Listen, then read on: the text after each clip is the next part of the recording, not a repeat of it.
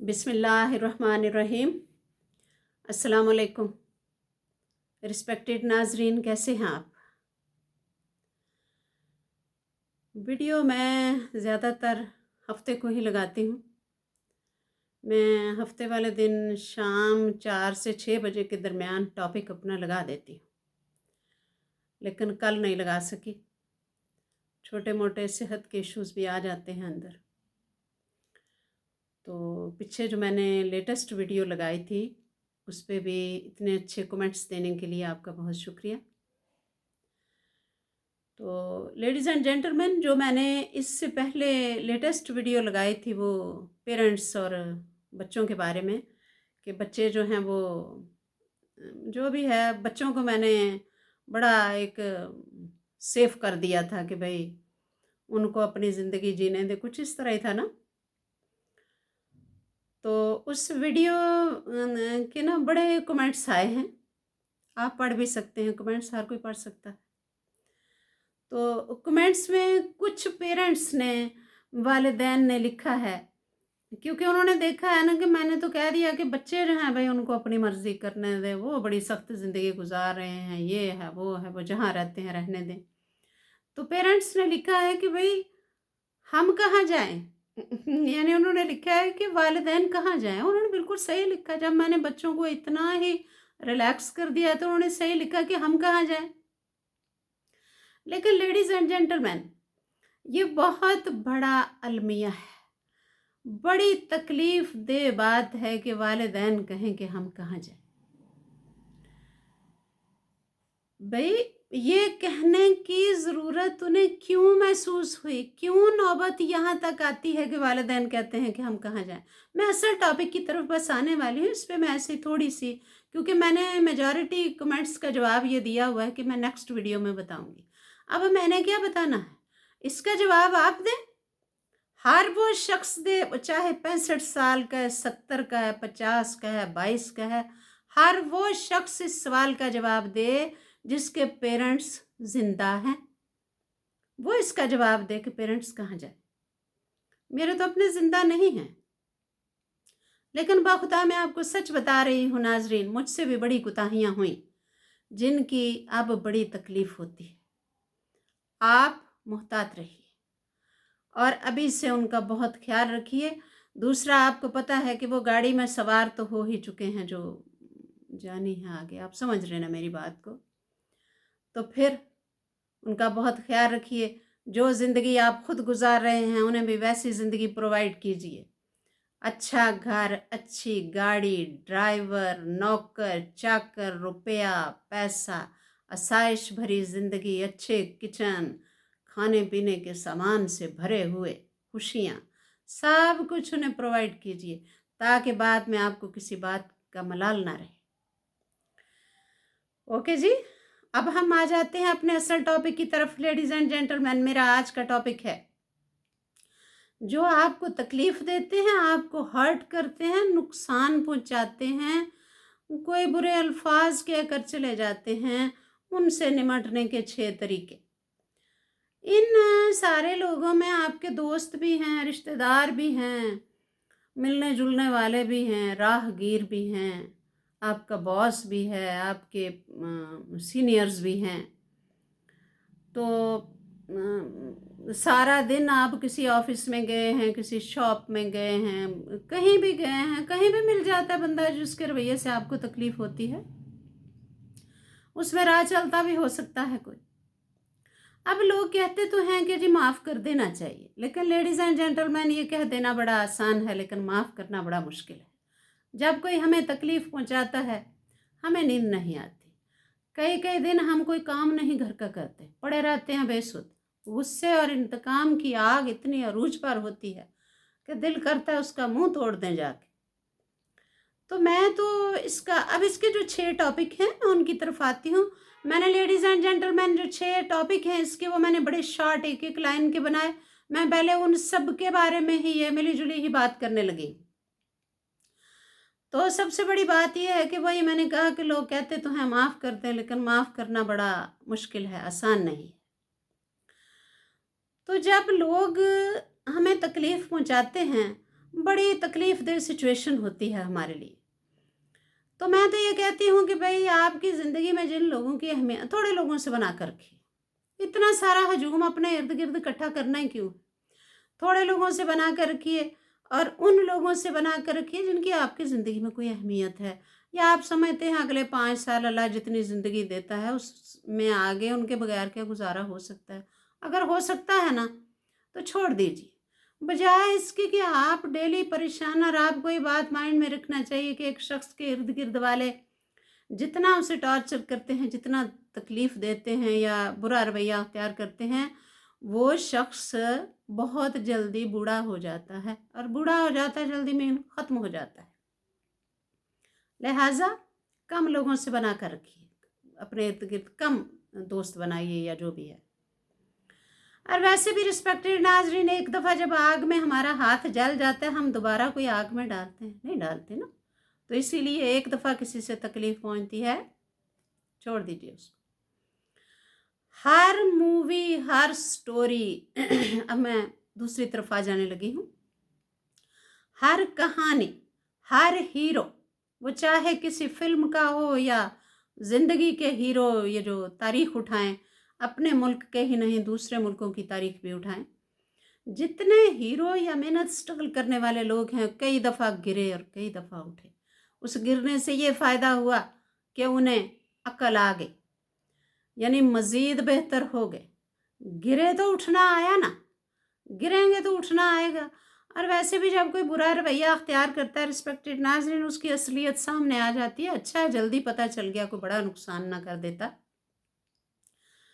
तो मैंने कहा था ना मैं दूसरी तरफ आ गई हूँ, तो इसलिए थोड़ा साबित कदम और हौसले में रहिए जब कोई आपके साथ बुरा रवैया अख्तियार करता है। और वैसे भी रिस्पेक्टेड, मैंने बार बार कह रही हूँ कि वो 6 टॉपिक मैं एंड पे एक एक लाइन सिर्फ उनकी बोलूँगी। मैं उन सब के बारे में ही बात शुरू में कर रही हूँ।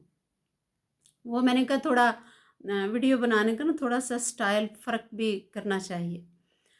अच्छा जी, और रिस्पेक्टेड नाजरीन, ये जो लोगों का रवैया होता है ना, ये आहिस्ता आहिस्ता एक पत्थरों का बोरा बन जाता है। पत्थर होते हैं ना, समझिए कि एक पत्थरों का बोरा बन जाता है, जिसे अगर हम याद रखेंगे ना भुलाएंगे तो हमारा नुकसान है। क्योंकि एक पत्थरों का थैला हर वक्त हमारे कंधे पे लटका हो अगर, तो हमने चलना कैसे? क्योंकि हम तो चल रहे हैं ना, ज़िंदगी तो अभी पड़ी हुई है ना, चलते रहेंगे तो मकसद वगैरह सब कुछ पूरा होगा ना। तो वो पत्थरों का थैला हम कंधे पे लाद के अगर चलते रहेंगे तो चलना कैसे? हम तो बार बार गिर जाएंगे, वो हमें तकलीफ़ देगा, यानी रुकावट बनेगा हमारे रास्ते में। तो हम आम ज़िंदगी में अगर वाकई वो थैला उठा के तो हम फेंक देंगे ना उसको। तो इसी तरह ये जो आपने लोगों की रवैये संभाल कर रखे, उन्हें फेंक दीजिए, लानत भेज दीजिए उनको, उस बोरे को फेंक दीजिए ताकि आप आसानी से चल सकें। और अगर हम किसी का गाली के बदले गाली, मार के बदले मार, अगर हम ऐसा करेंगे तो रिस्पेक्टेड नाजरीन ये बात याद रखें, अल्फाज कभी ताकतवर नहीं होते, आपका एक्शन ताकतवर होता है कि आपने क्या किया उसके जवाब में। और उसके जवाब में आपने यही करना है कि आगे बढ़ते जाना है, आगे बढ़ते जाना है। उन्हें इतना पीछे छोड़ दीजिए कि आप पीछे मुड़कर देखें तो वो नज़र ही ना आए। इतना फासला आपके और उनके दरमियान प्रोग्रेस का आ चुका हो, तरक्की का इतना को गैप आ चुका हो, आपसे बहुत पीछे रह चुके हो, आपको नज़र ही ना आए।